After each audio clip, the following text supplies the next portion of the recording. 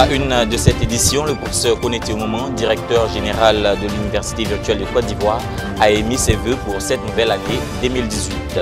Le ministre Bruno Nabagné-Koné, représentant le Premier ministre Amadou Gon Coulibaly, a procédé à l'ouverture de la nouvelle université à l'ère du numérique. Enfin, une délégation de l'Ordre des ingénieurs industriels de Côte d'Ivoire s'est rendue au siège de l'Université virtuelle pour s'imprégner des réalités de cette université. Mesdames et messieurs, bonjour et bienvenue dans ce journal. Les portes de 2017 se sont fermées, celles de 2018 s'ouvrent. C'est la nouvelle année. Comme annoncé dans les titres, le professeur Koné Moment a présenté ses vœux à l'administration de l'UVC. Il en a profité pour donner ses orientations pour cette nouvelle année à l'administration et aux étudiants. Écoutons à présent les paroles fortes du directeur général de l'université virtuelle. L'année 2017 qui s'achève aura été une année très précieuse dans le développement de l'Université virtuelle de Côte d'Ivoire.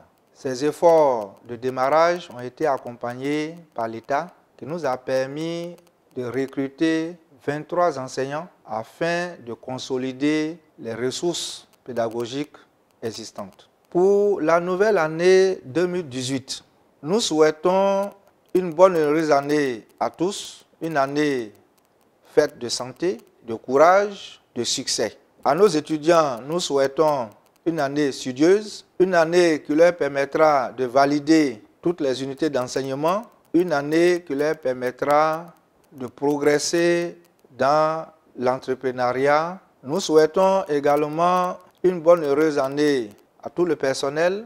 Nous les remercions pour leur engagement et nous les encourageons à continuer dans l'œuvre passionnante dans laquelle nous sommes engagés, pour qu'ensemble nous puissions relever les défis qui nous attendent. Le ministre Bruno Nabagné-Koné, représentant le Premier ministre Amadou Gon Coulibaly, a procédé au lancement de l'Université virtuelle de Côte d'Ivoire. C'était le 16 novembre dernier, suivant le résumé de ces temps forts. Mesdames et messieurs, je vous prie de vous tenir debout. Nous allons accueillir les officiels.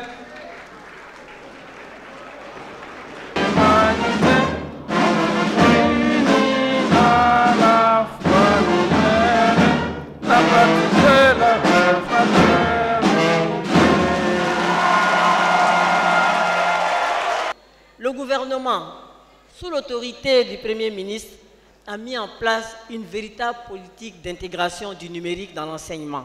L'enseignement supérieur est en train de prendre un nouvel élan. En effet, le numérique est utilisé pour développer et partager les contenus pédagogiques, communiquer avec les étudiants et le monde extérieur. Je tiens à saluer ici le président Alassane Ouattara quand il dit « l'Afrique a raté la seconde révolution industrielle, elle n'a pas le droit de rater la troisième ». Je voudrais et je souhaite vivement que partout à travers le continent surgissent des universités virtuelles sur le modèle de l'Université virtuelle de Côte d'Ivoire pour que le 21e siècle soit véritablement le siècle de l'Afrique. Et c'est sur ces mots d'encouragement, c'est sur ces mots, je pense, qui sont positifs, qui démontrent une Côte d'Ivoire qui avance dans le domaine du numérique, que je voudrais, au nom de Monsieur le Premier ministre Amadou Gon Coulibaly, chef du gouvernement, que je voudrais déclarer officiellement le démarrage des activités de l'Université virtuelle de Côte d'Ivoire. Je vous remercie. Restons plongés dans le lancement de cette université virtuelle avec quelques réactions d'étudiants. Saozo. L'UVC, c'est vraiment un grand atout pour le développement économique de la Côte d'Ivoire, puisque plus de 80% des métiers se feront avec le net. Après avoir vu M. Cheikh Modibo, M. Nabagné-Koné et puis M. Koné Moment, je peux dire que je suis vraiment motivée à rester dans cette université. Beaucoup avaient l'intention de partir, mais à travers vraiment cette cérémonie d'ouverture, ces informations que nous avons reçues, je pense bien vraiment rester encore à UVC, continuer. Donc j'incite en tout cas tous étudiants, toute personne à opter pour l'UVC. C'est l'avenir de demain et c'est vraiment quelque chose d'agréable. il faut voir pourquoi. Au cours de l'année 2017, 2 compétitions internes ont été lancées par l'Université virtuelle de Côte d'Ivoire. Il s'agit du concours des 8e Jeux de la francophonie organisé ici en Abidjan et la compétition Les Génies de l'éducation numérique ivoirienne. Suivant le récit de Julie Cadio. La compétition Les Génies de l'éducation numérique ivoirienne lancée le 23 août dernier a connu ses vainqueurs. Le premier prix a été attribué au projet e-Gober du groupe DAS 1G47. Ce projet vise la création d'une entreprise spécialisée dans le domaine des travaux domestiques, à savoir la plomberie et la peinture.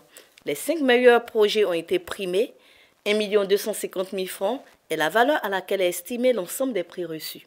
Nous sommes vraiment très heureux d'avoir pu être les premiers lauréats de ce concours qui permet aux jeunes étudiants de l'université virtuelle d'avoir un futur meilleur. Nous remercions beaucoup le DG qui a été l'initiateur de ce projet et tous les partenaires que nous ont soutenus. Le directeur général de l'université virtuelle, le professeur Koneti Omomon, s'est félicité pour l'aboutissement de ces projets qui visent l'insertion socio-professionnelle des apprenants. Nous avons pu poser un jalon très important aujourd'hui qui va dans la droite ligne de l'insertion professionnelle de nos apprenants, puisque nous venons de faire un peu la démonstration que pour résoudre le problème de l'employabilité, il faut mettre l'étudiant même au cœur de son employabilité. Il est à noter que le jury était composé des professeurs Anik Tahiri et Kwame Fernand, M. Diarra Mustafa et M. Malik Traoré qui en était le président. En août dernier, un concours a été lancé lors des 8e Jeux de la francophonie.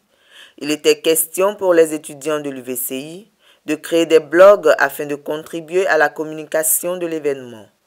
De tous les blogs créés, celui du jeune Akotoya au parfait a retenu l'attention du jury. Ça s'est joué à des détails près. C'est le blog qui a rassemblé, on va dire, la majorité des critères qui a remporté. Nous avons voulu que les étudiants puissent faire un cas pratique d'animer un blog. Et nous avons voulu également, à travers le thème, les associer au 8e Jeu de la francophonie.